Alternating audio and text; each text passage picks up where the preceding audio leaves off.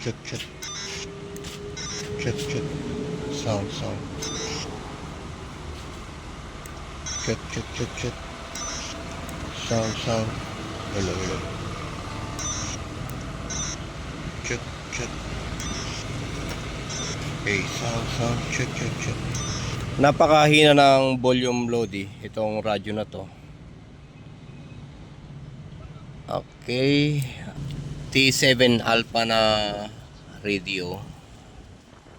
Napakahina ng volume niya. Check, check. 1, 2, 3, 1, 2, 3. Ang napansin ko lang dito Lodi, yung kanyang capacitor ay pinalitan. Ang pinalit nila ay pinhole type. Yung SMD type ay nawala na. Pero dito sa may EF filter, ang nakalagay ay 100 UF 16 volts.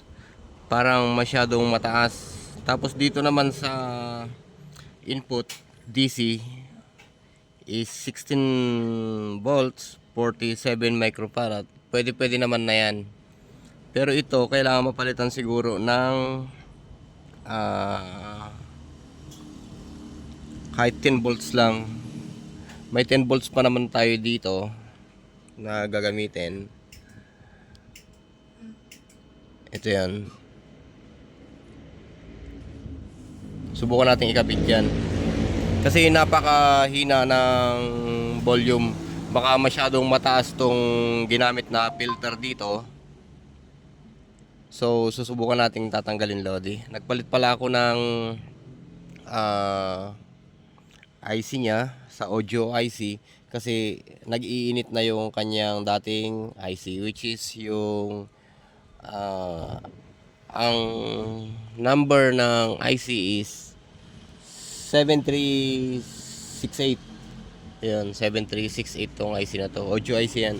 Nag-iinit eh. Tapos nung pinalitan ko ng medyo maganda-ganda yung temperatura na IC, ngayon naman ay mahina yung audio. Mahina pa rin yung audio. Sound check. Sound. Hello. Check.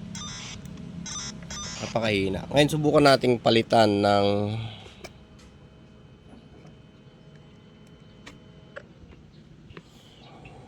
capacitor.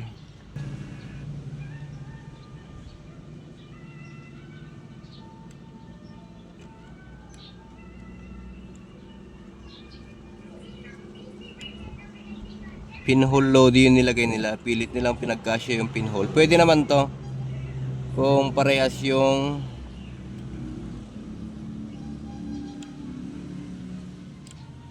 yan, medyo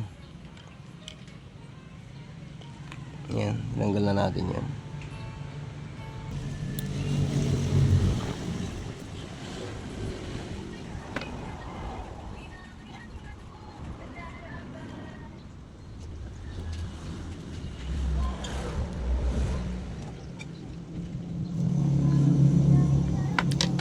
Ngayon naglagay tayo ng 10 volts 100 microfarad na capacitor. Subukan natin. Check 1, 2. Ayan. Sound check 1, 2, 1, 2, 1, 2. Check.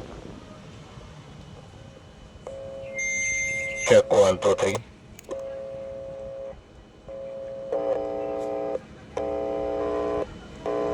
Ayun, lumakas siya.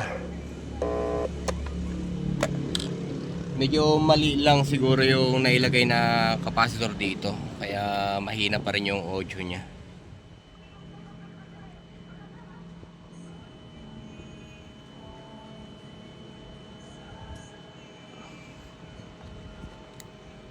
Check 1, 2, 1, 2, 3. 1, 2, 3, 4. 1, 2.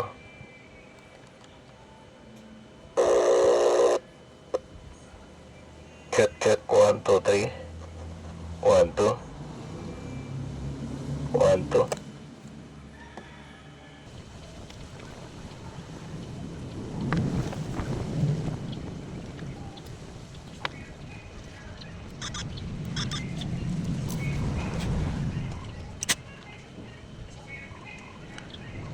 Check, check.